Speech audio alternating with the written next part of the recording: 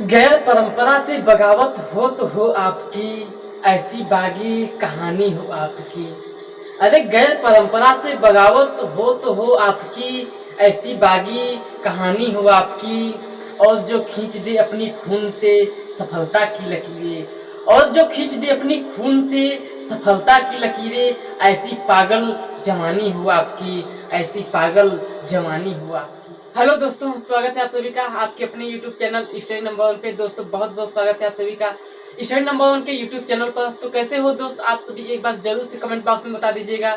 और कैसे है आप सभी का हाल चाल, और आप सभी का पढ़ाई कैसे चल रहा है, जरूर से एक बार कमेंट बॉक्स में बताने का प्रयास कीजिएगा।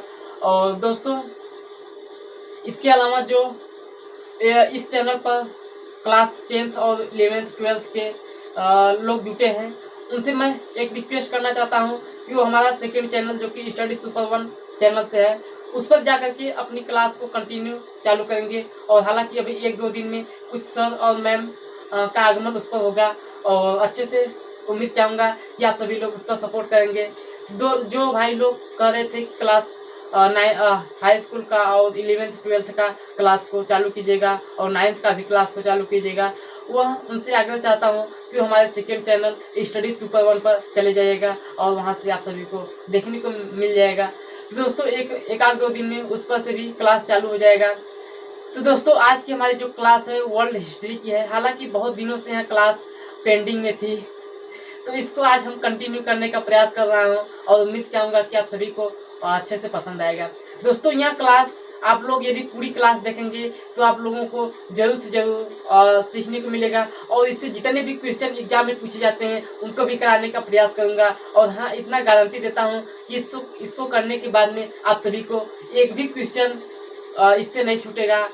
तो उम्मीद चाहूंगा कि आप सभी लोग पूरी क्लास को एंजॉय कीजिएगा और पूरी क्लास को मस्ती के साथ पढ़ेंगे और देखने का प्रयास करेंगे।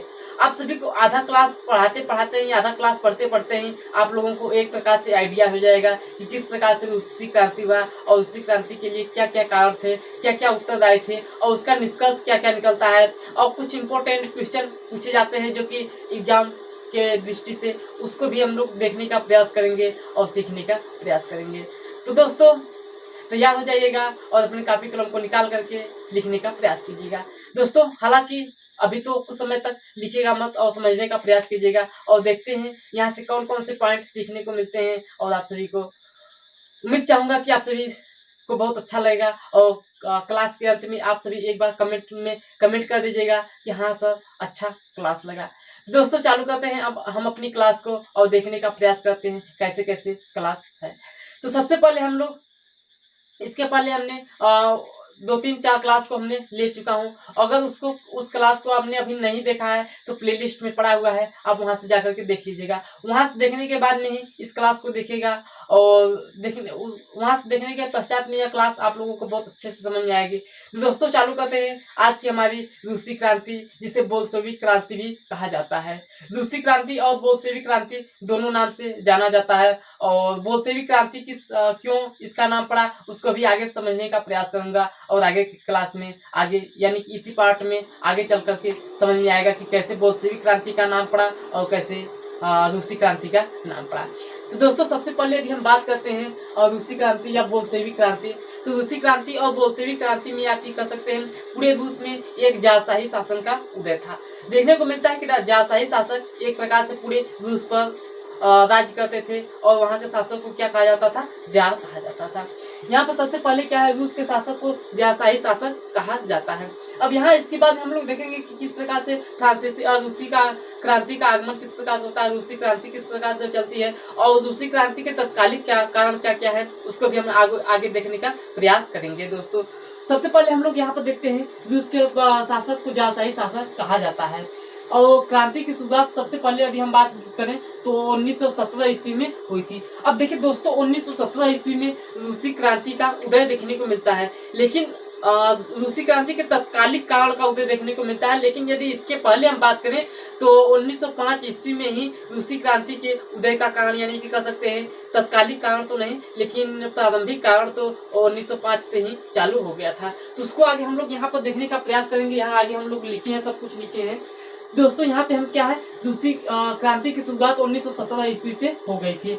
अब हम लोग यहाँ पे एक इम्पोर्टेंट फैक्ट बनाकर बताए हैं कि रूसी क्रांति के कारण क्या क्या कारण थे रूसी क्रांति के। दोस्तों यहाँ पे हम लोग 2-4-5 पॉइंट को कलेक्ट किए हैं और 2-4 पॉइंट से आप सभी को एक प्रकार से आइडिया लग जाएगा कि किस प्रकार से रूसी क्रांति का उदय होता है और रूसी क्रांति के उदय के कारण कौन कौन से थे। तो सबसे पहले यहाँ पर हम लोग ये भी देखें तो रूसी क्रांति के कारण सबसे पहले कारण कौन से थे। फर्स्ट नंबर का कारण था निरंकुश राजतंत्र एवं स्वेच्छाचारी शासक।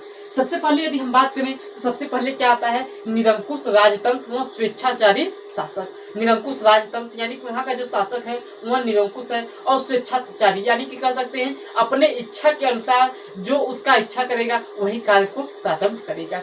तो क्या सबसे पहले तो एक निरंकुश राजतंत्र हो गया और दूसरी नंबर की उसमें क्या कमियां हैं कि वह स्वेच्छाचारी है। उसके अलावा यहाँ पर हम लोग एक पॉइंट और देखे हैं कि जो जार निकोलस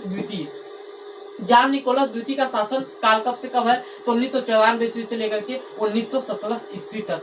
यानी कि एक प्रकार से कह सकते हैं कि इसी के शासन काल में क्या होता है कि क्रांति का उदय होता है। इसी के शासन काल में क्रांति का उदय होता है। किसके शासन काल में, तो जार निकोलस द्वितीय के शासन काल में।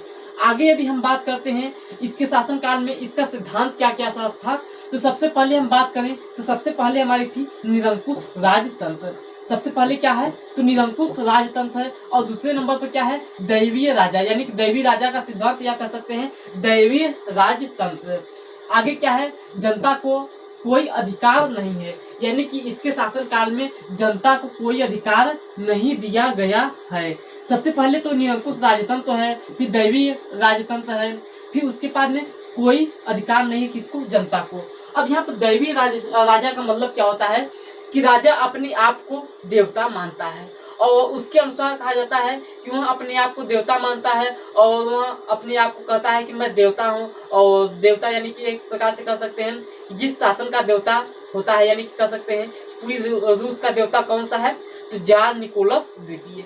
अब इसके अलावा और क्या है, वंशानुगत नौकरशाही। अब देखिए क्रांति का उदय का कारण क्या है, कह सकते हैं यहाँ पर क्या है, वंशानुगत नौकरशाही। अब इसमें क्या है, एक बड़ा इंटरेस्टिंग पॉइंट यहाँ से देखने को मिलेगा कि वंशानुगत नौकरशाही। अब यहाँ पे एक देखने को मिलता है कि जो जार निकोलस द्वितीय के शासनकाल में जो नौकर होते हैं, अब देखिए वहाँ के नौकर जो है वंशानुगत क्रम में रहते हैं। वंशानुगत क्रम का मतलब क्या है कि जैसे कि एक आदमी हो गया, अब वो उसके यहाँ नौकरी या फिर कह सकते हैं नौकर के रूप में नियुक्त है, तब उसके मरने के बाद में अब कह सकते हैं कि उनका जो पुत्र होगा वह वहाँ का नौकरशाही बनेगा। तो यह नौकरशाही सबसे कमियां यहाँ पे थी कि वंशानुगत नौकरशाही। अब आगे क्या है, जनता का शोषण। अब इस सब प्रक्रिया से पूरी जनता का शोषण हो रहा था। अब इसके अलावा देखिए आगे क्या है, आगे है किसानों की दयनीय दशा। किसानों की क्या है, दयनीय दशा है। अब देखिए किसानों की दयनीय दशा। अब सबसे पहले आप बात बता दूं आप लोगों को कि पूरी जो रूस की क्रांति थी, पूरी जो रूस का शासन था, वो पूरे रूस में 85% लोग कृषि पर आधारित थे, यानी 85% लोग किसान थे। यहाँ पे देखिए क्या है, किसानों की प्रतिशतता कितनी है, तो 85% है। सॉरी हमने कुछ गलत बोला, क्या 85% याद कीजिएगा इसको, 85% पूरी कह सकते हैं कि किसानों की दयनीय दशा है। अब देखिए किसानों की दयनीय दशा में क्या होगी कि किसान भूमिहीन है। आप लोगों को मालूम होगा कि रूस का भारत के मैप पर यदि स्थिति देखें तो उत्तरी ध्रुव पर रूस की स्थिति है। अब उत्तरी ध्रुव पर रूस की स्थिति होने के पश्चात में होता क्या है वहाँ कि वहाँ कह सकते हैं 12 मास ठंड पड़ती है और ठंड से वहाँ पर बर्फ पड़ती है और बर्फ से किसानों की तो वैसे ही मरी जा रही है। और वहाँ के कह सकते हैं कि जो किसानों की भूमिहीन है, यानी कह सकते हैं वहाँ पे जो किसान है वो किसान किसी भी प्रकार से वहाँ पर कृषि करते हैं। अब कृषि करने के पश्चात में क्या होता है, भूमि स्वामियों की भूमियों पर कृषि करना, यानी कि वहाँ पर कृषि योग्य भूमि नहीं है और जो भूमि बची है वहाँ के बड़े बड़े स्वामी उस पर आधारित हैं।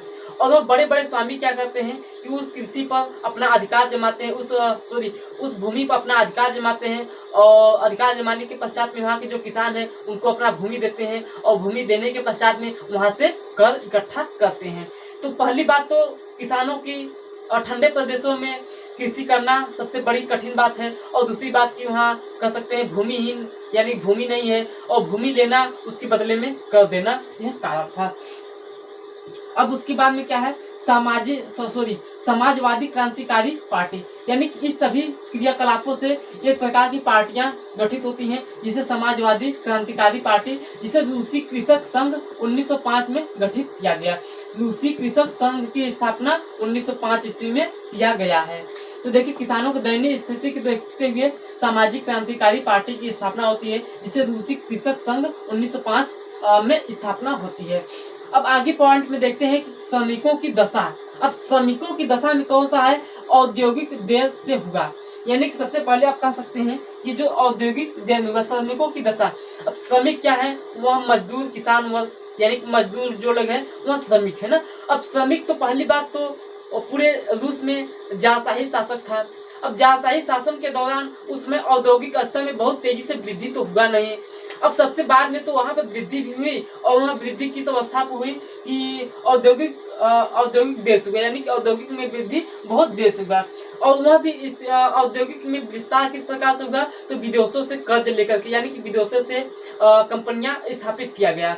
अब जब विदेशों से कंपनियां स्थापित किया जाएगा तो विदेशों से तो पैसा दिया ही जाएगा। अब जब विदेशों को पैसा दिया जाएगा तो वहां से अब तो यहाँ तो लाभ सबसे अधिक कमाना है। तो लाभ कैसे कमाया जाएगा, किसानों को या कह सकते हैं श्रमिकों को सबसे कम मजदूरी दिया जाएगा, और सबसे कम मजदूरी दिया जाएगा तो यहाँ पर क्या होगा, लाभ सबसे अधिक होगा। अब जब लाभ सबसे अधिक होगा तो कुछ तो पैसे विदेश में दे देंगे जहाँ से कंपनियां लाए हैं, और कुछ पैसे अपने यहाँ रखेंगे। अब यहाँ वजह हो गई। अब फिर लाभ पर ज्यादा बल दिया, और श्रमिकों की स्थिति इस प्रकार से एकदम दयनीय हो गई, यानी कि धीरे धीरे एकदम स्थिति डैमेज होती चली गई। यहाँ पर देख सकते हैं कि जब श्रमिकों की स्थिति डैमेज होती गई तो एकदम पूरी श्रमिकों में एक प्रकार से कह सकते हैं अंधविश्वास फैलने लगा, और उस प्रकार से कह सकते हैं एक प्रकार से क्रांति जगने लगी, और उसी आधार पर 1905 ईस्वी तक मजदूर संगठन बन गया, यानी कि मजदूर आपस में संगठित हो गए। अब यहाँ पर देखिए आगे क्या है हमारा, सामाजिक आर्थिक विषमता। सामाजिक आर्थिक विषमता क्या है, जो कि हमने आपको पहले बता चुका हूँ कि फ्रांसीसी के आधार पर समानता था। यहाँ पर सामाजिक आर्थिक समानता, देखिए विषमता क्या है, सामाजिक आर्थिक विषमता। सामाजिक आर्थिक विषमता क्या है, इसको समझने का प्रयास कीजिएगा। देखिए, सामाजिक आर्थिक विषमता वह विषमता है जिसके अनुसार वहाँ के राजा छोटे लोगों से, यानी कह सकते हैं कि जो बड़े बड़े कह सकते हैं कि जो बड़े बड़े फैकल्टी हैं या बड़े बड़े लोग हैं उनसे कम लागत में वस्तु को देना, कम कर लेना, और जो छोटे लोग थे जो कह सकते हैं पादरी समुदाय उस समुदाय को कहा जाता है जिसमें किसान, मजदूर और कुम्हार, ये सब जो यानी कि जो नीचे मजदूर वर्ग श्रेणी के थे उसे पादरी समुदाय कहा जाता है।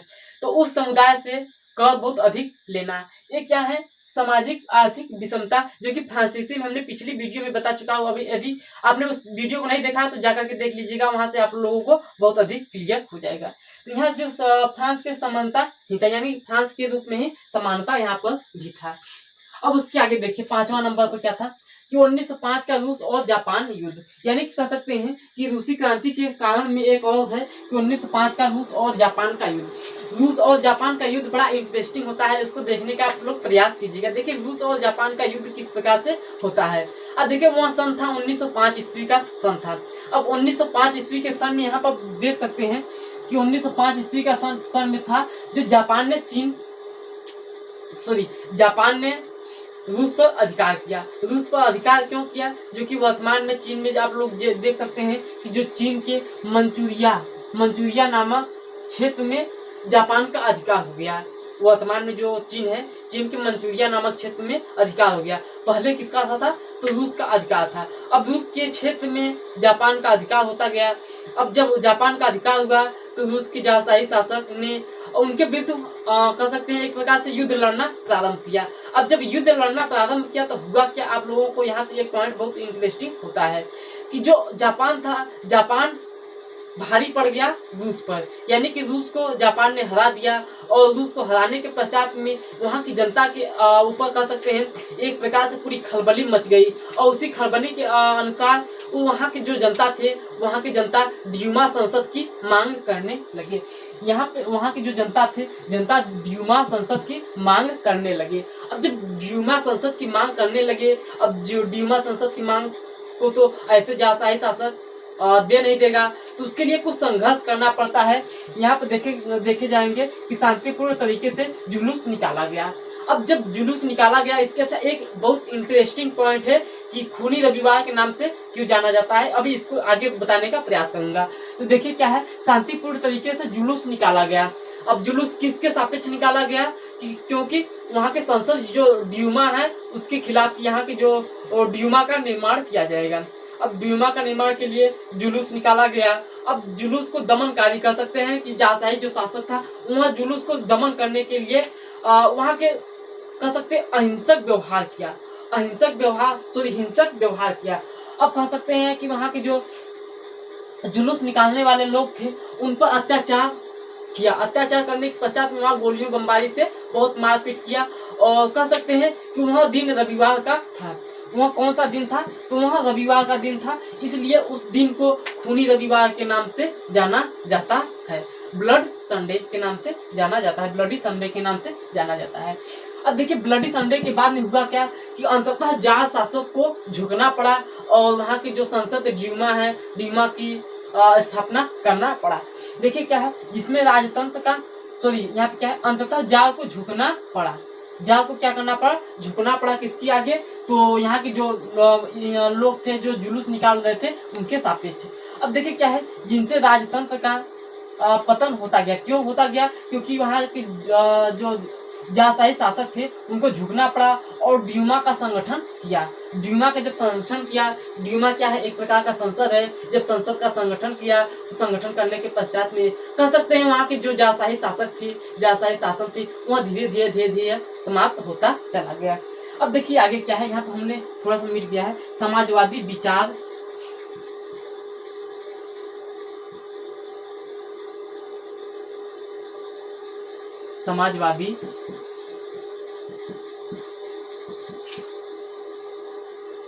समाजवादी विचारधारा। अब देखिए समाजवादी विचारधारा में क्या क्या है, इसको हम लोग देखने का प्रयास करेंगे। देखिए क्या है, समाजवादी विचारधारा के दो क्रांति को देखने का देखिए समाजवादी विचारधारा में दो क्रांति का उदय देखने को मिलता है। अब सबसे पहले फर्स्ट क्रांति क्या है, तो फर्स्ट क्रांति है बोल्शेविक की क्रांति। आपको हमने सबसे पहले बताया हूं कि बोल्शेविक क्रांति कहां से उदय होती है, तो यहीं से समाजवादी विचारधारा का उदय देखने को मिलता है। यानी ये सब जो प्रक्रिया है, इस प्रक्रिया के देखने के पश्चात में कुछ समाजवादी विचारधारा के प्रवृत्ति के लोग उत्पन्न होते हैं और वहाँ के दो प्रकार की क्रांतियों को जन्म देते हैं। जैसे जिस प्रकार से कहा जाता है कि भारत को आजादी दिलाने में एक प्रकार से कह सकते हैं कि नरम दल के नेता कुछ थे और एक प्रकार से गरम दल के नेता थे। नरम दल के नेता का कहना था कि भारत को आजादी धीरे धीरे मिल जाएगी, लेकिन गरम दल के नेता का कहना था कि भारत की आजादी को जल्दी से लेना चाहिए, यानी कि जल्दी से हम भारत को आजाद कराएंगे। उसी प्रकार से यहाँ पर भी दो क्रांति का देखने को मिलता है। सबसे पहले जो क्रांति थी उसे बोल्शेविक क्रांति कहा जाता है और इसके नेता जो थे लेनिन थे।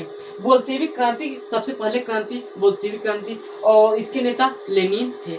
अब दूसरी नंबर पे क्या है, मेनशेविक क्रांति। मेनशेविक क्रांति जो है दूसरे नंबर की क्रांति है।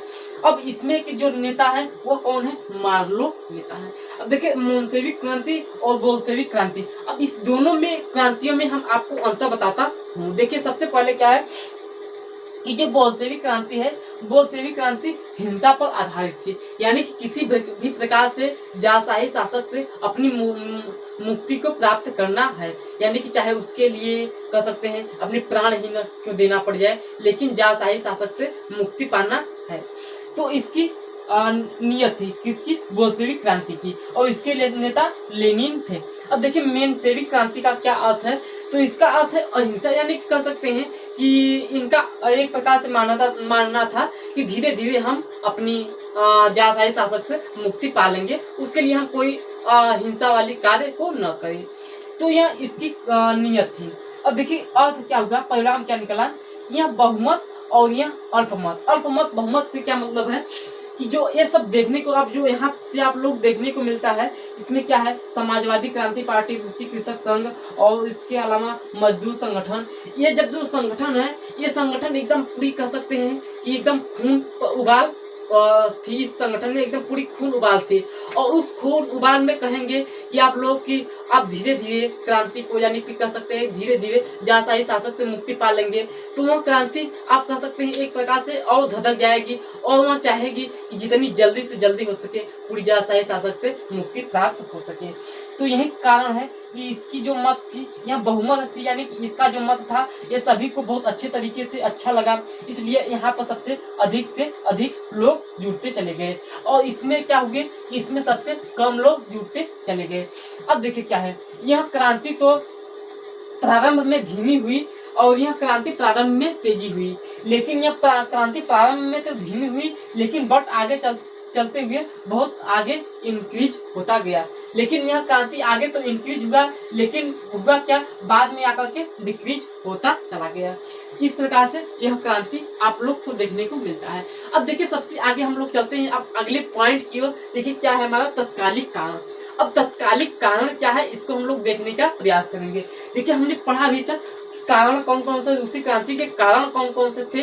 अब यहाँ पर हम देख लेंगे कि तत्कालिक कारण क्या थे। ये तो कारण यानी कि पूरी जारशाही शासक, ये कोई से कह सकते हैं कि ये कोई से कोई पूरी जारशाही शासक के अंदर एकदम खून उबाल में था। लेकिन क्या कारण हुआ कि जारशाही शासक कह सकते हैं पूरी रूस की जनता एक क्रांति करने के लिए प्रेरित हो गई। तो उसके हम यहाँ पर देखने को प्रयास करेंगे।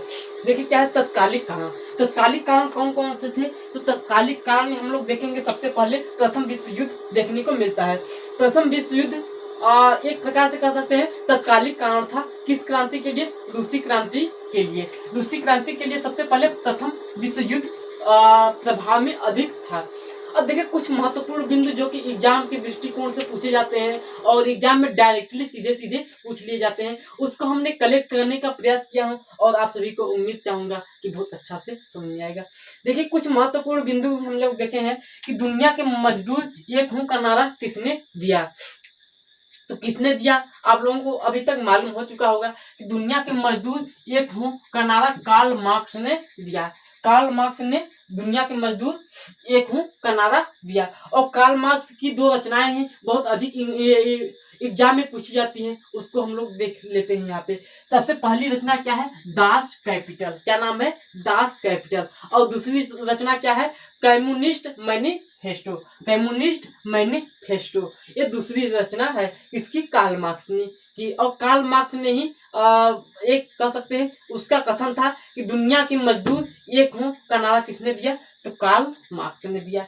अब देखिए आगे क्या है कि समाजवाद शब्द का सबसे पहले यदि प्रयोग देखने को मिलता है, तो समाजवाद शब्द का सबसे पहले प्रयोग किसके द्वारा होता है, तो रॉबर्ट ओवन के द्वारा होता है। और रॉबर्ट ओवन को ही आदर्शवादी साम्राज्यवाद का जनक माना जाता है। सबसे पहले आप देखिए क्या है, साम्राज्यवाद शब्द का सबसे पहले प्रयोग और आदर्शवादी साम्राज्यवाद का सबसे पहले प्रयोग, या फिर कह सकते हैं आदर्शवादी साम्राज्यवाद का जनक किसे कहा जाता है, रॉबर्ट ओवन को कहा जाता है। अब देखिए आगे क्या है, भारतीय साम्राज्यवाद के जनक किसे कहा जाता है, जयप्रकाश नारायण। इसको हमने एक्स्ट्रा इंक्लूड किया है जिससे कि क्वेश्चन में पूछा जाए तो आप सभी को आसानी हो। भारतीय साम्राज्यवाद के जनक जयप्रकाश नारायण है। अब देखिए क्या है, निकोलस द्वितीय। निकोलस द्वितीय का क्या कथन है, जो कि यहीं पर ये इनका जो शासन है, कह सकते हैं आप लोग कह सकते हैं कहाँ पे है निकोलस द्वितीय। निकोलस द्वितीय जो है 1994 से लेकर के 1917 तक इनका जो शासन था। इनका कथन क्या था कि एक जार एक चर्च एक दास। एक जार एक चर्च एक दास। एक जार एक चर्च एक दास। एक जार का मतलब क्या होता है कि पूरी रूस में एक ही जार हो, और एक चर्च का मतलब कि पूरी जार में एक ही चर्च हो और उस चर्च के मालिक हम हो। और एक दास का मतलब क्या है, यहाँ पर आप लोगों को समझ में आ चुका होगा कि वंशानुगत नौकरशाही, यानी कि नौकर वंशानुगत क्रम हो, यानी कि एक पीढ़ी से चलती चली जाए, यानी कि एक ही माना जाए। एक दास एक चर्च एक कह सकते हैं एक जार एक चर्च एक दास का नारा किसने दिया, तो जार निकोलस ने दिया था। जार निकोलस द्वितीय ने ही दिया था। आगे देखिए क्या है, रूसी क्रांति। अब रूसी क्रांति जिसे क्रांतिकारी साम्राज्यवाद के जनक, रूसी क्रांति के जनक कह सकते हैं या फिर क्रांतिकारी साम्राज्यवाद के जनक कह सकते हैं, कौन थे? लेनिन थे। और लेनिन को ही, लेनिन का सहयोगी कौन सा था? एक ट्राटर्स्की थे, जिसे उन्होंने क्या किया था? तो लाल सेना का गठन किया था। कौन? लेनिन के सहयोगी ट्राटर्स्की। ट्राटर्स्की ने लाल सेना का, जिसे कहा जा सकता है लाल सेना या चेका सेना का गठन किसने किया था? तो किसने? ट्राटर्स्की ने। लाल सेना और चेका सेना। चेका सेना क्या कहा जाता है? देखिए लाल सेना, लेनिन के सहयोगी ट्राटर्स्की ने लाल सेना का गठन किया। अब लाल सेना तो श्रमिक है, अब श्रमिक तो उतना पैसे नहीं है कि गोली बमबारी करेंगे, वो तो क्या करेंगे? बेसिकली एक चेके से ही कह सकते हैं प्रहार करेंगे। चेका सेना उसे कहा गया चेका सेना, यानी कि चेका लेकर के जो गिट्टा उट्टा होता है उसी से लेकर के वार करेंगे, उसी को चेका सेना के नाम से जाना जाता है। अब आगे देखिए क्या है, आधुनिक रूस का निर्माता। आधुनिक रूस का निर्माता किसे माना जाता है? तो स्टालिन को माना जाता है। आधुनिक रूस का निर्माता स्टालिन को माना जाता है। तो दोस्तों हमने आज की वीडियो में पूरी रूस की क्रांति या फिर बोल्शेविक क्रांति किस प्रकार से होता है उसको कवर करने का प्रयास किया। और आगे के चैप्टर में कह सकते हैं कि हमारा world history world war first और वर्ल्ड वार सेकेंड, यानी कि प्रथम विश्व युद्ध और द्वितीय विश्व युद्ध से क्वेश्चन बनेंगे और उसको हम लोग देखने का प्रयास करूंगा। दोस्तों कैसा लगा हमारा क्लास? आप सभी यदि अच्छा लगा होगा तो वीडियो को लाइक कर दीजिएगा और कमेंट करके बता दीजिएगा कि वीडियो कैसी लगी। और आगे इसी प्रकार के इंटरेस्टिंग वीडियो देखने के लिए चैनल को हो सके तो सब्सक्राइब कर लेना और दोस्तों के साथ शेयर कर देना। तो दोस्तों चलते हैं, मिलते हैं नेक्स्ट वीडियो में। तब तक के लिए thank you, all the best, bye bye, bye bye.